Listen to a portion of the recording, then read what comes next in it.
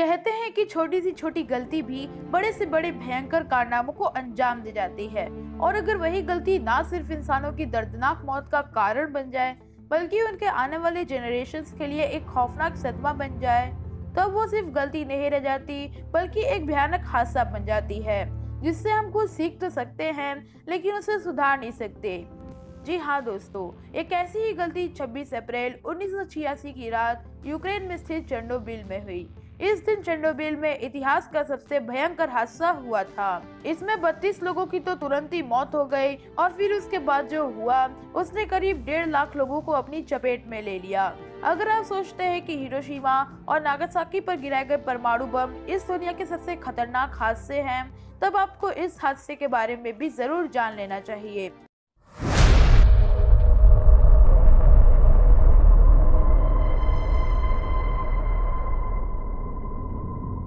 Chernobyl power station Ukraine की राजधानी Kyiv से करीब 130 किलोमीटर उत्तर में प्रीपेड शहर में था।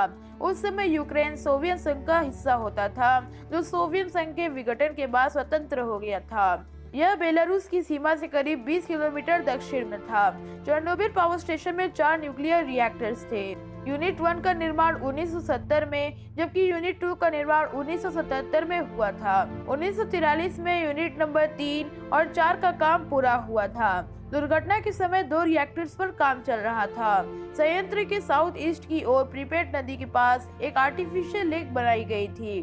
प्लांट को ठंडा पानी मुहैया कराने के लिए इस झील को बनाया गया था। यूक्रेन के इस हिस्से में आबादी बहुत कम थी। रिएक्टर से करीब 3 किलोमीटर की दूरी पर एक नया बसा शहर प्रीपेड था। वहां करीब 39,000 लोग रहते थे। चेर्नोबिल के पुराने शहर में 12,500 लोग रहते थे। पावर प्लांट के 30 किलोमीटर के अंदर दुर्घटना के समय कुल जनसंख्या करीब 1.5 लाख थी। 26 अप्रैल को न्यूक्लियर प्लांट में एक टेस्ट होना था। उसमें पावर प्लांट के फेल हो जाने के स्टेट से रिलेटेड एक टेस्ट कराना था। यह देखना था कि उस स्टेट में अगर बिजली की सप्लाई बंद हो जाती है तो बाकी डिवाइसेस काम करते रहेंगे या नहीं।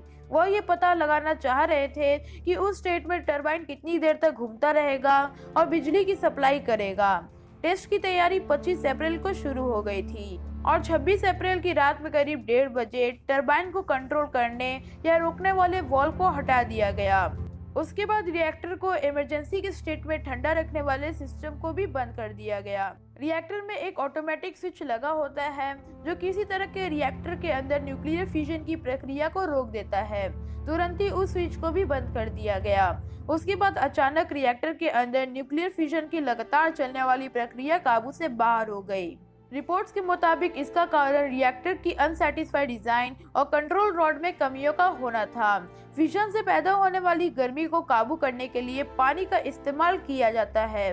पानी फिजन की प्रक्रिया के दौरान पैदा होने वाले एक्स्ट्रा न्यूट्रॉन को सोख लेता है ताकि प्रक्रिया अनियंत्रित ना हो।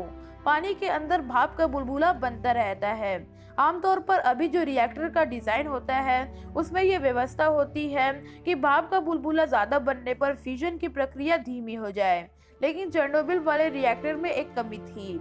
उसमें बुलबुले के ज्यादा होने पर फिजन की प्रक्रिया तेज हो जाती थी। दूसरी तरफ उसके कंट्रोल रॉड में भी कमी थी। आपको बता दें कि न्यूक्लियर प्लांट में न्यूक्लियर फिजन की प्रक्रिया से एनर्जी पैदा होती है। न्यूक्लियर फिजन की प्रक्रिया में नए न्यूट्रॉन्स बनते हैं। एक्स्ट्रा न्यूट्रॉन को सोखने के लिए कंट्रोल रॉड का इस्तेमाल किया जाता है। अगर एक्स्ट्रा न्यूट्रॉन को नियंत्रित नहीं किया जाएगा तो फिजन की प्रक्रिया काबू से बाहर हो जाएगी और एनर्जी की भारी मात्रा पैदा होगी, जिससे रिएक्टर में एक शक्तिशाली विस्फोट होगा। रिपोर्ट्स के मुताबिक चेर्नोबिल में जो रॉड इस्तेमाल किया गया उसमें भी कमी थी। दुर्घटना के बाद जांच में ये पता चला कि रॉड जितना इस्तेमाल होना चाहिए था उससे वह कम इस्तेमाल हुआ था। इससे रिएक्टर के अंदर फिजन की प्रक्रिया काबू से बाहर हो गई। तेजी से भाप बनने लगा, जिससे रिएक्टर के अंदर दबाव बढ़ गया। इससे थोड़े ही समय के अंदर 2 शक्तिशाली विस्फोट हुआ, जिससे पूरे एनवायरनमेंट में रेडियो एक्टिव पार्टिकल्स फैल गए। विस्फोट इतना शक्तिशाली था कि रिएक्टर को ढकने वाली 1000 टन से ज्यादा की प्लेट और उसके ऊपर की छत की धज्जियां उड़ गई। रिएक्टर में इस्तेमाल होने वाले ईंधन के छड़ों के परखच्चे उड़ गए। छड़ें हवा में काफी ऊंचाई तक उछल गई, जिससे एनवायरनमेंट में रेडियो एक्टिव पार्टिकल्स फैल गए। शुरू में तो चेरनोबिल में 32 लोगों की मौत हो गई और दर्जनों लोग रेडिएशन की वजह से बुरी तरह से जल गए। फिर ये रेडिएशन यानी कि रेडियो एक्टिव पार्टिकल्स आसपास के माहौल में फैल गए। हिरोशिमा और नागासाकी पर गिराए गए परमाणु बम से जितना रेडिएशन नहीं पैदा हुआ था, उससे कई गुना इसमें पैदा हुआ। हवा के साथ रेडियो एक्टिव मटेरियल्स उत्तरी और पूर्वी यूरोप में फैल गए। इस रेडिएशन से होने वाले कैंसर के बाद में सोवियत संघ के करीब 5000 नागरिकों की मौत हो गई थी। लाखों लोगों का स्वास्थ्य बुरी तरह से प्रभावित हुआ था। साल 2000 में चेरनोबिल में आखिरी काम कर रहे रिएक्टर को भी बंद कर दिया गया। 27 अप्रैल को सोवियत प्रशासन ने प्रीपेड के निवासियों को खाली कराना शुरू किया। शुरू में तो सोवियत संघ की ओर से इस मामले को छिपाने की कोशिश की गई, लेकिन क्योंकि रेडिएशन हवा में फैल चुका था, इसलिए उसको छिपाना मुश्किल था। रेडिएशन और राख स्वीडन की रेडिएशन मॉनिटरिंग सिस्टम तक पहुंच गया। वो चेरनोबिल से करीब 800 मील की दूरी पर था। हवा में सामान्य से 40% ज्यादा रेडिएशन पाए जाने पर स्वीडन की अथॉरिटीज चौकन्ना हो गई। फिर स्वीडन की ओर से तफ्तीश की गई कि ये रेडिएशन कहां से आया। जब मॉस्को सरकार से स्वीडन की ओर से पूछा गया कि कोई दुर्घटना हुई, तब जाके सोवियत संघ ने इसे स्वीकारा।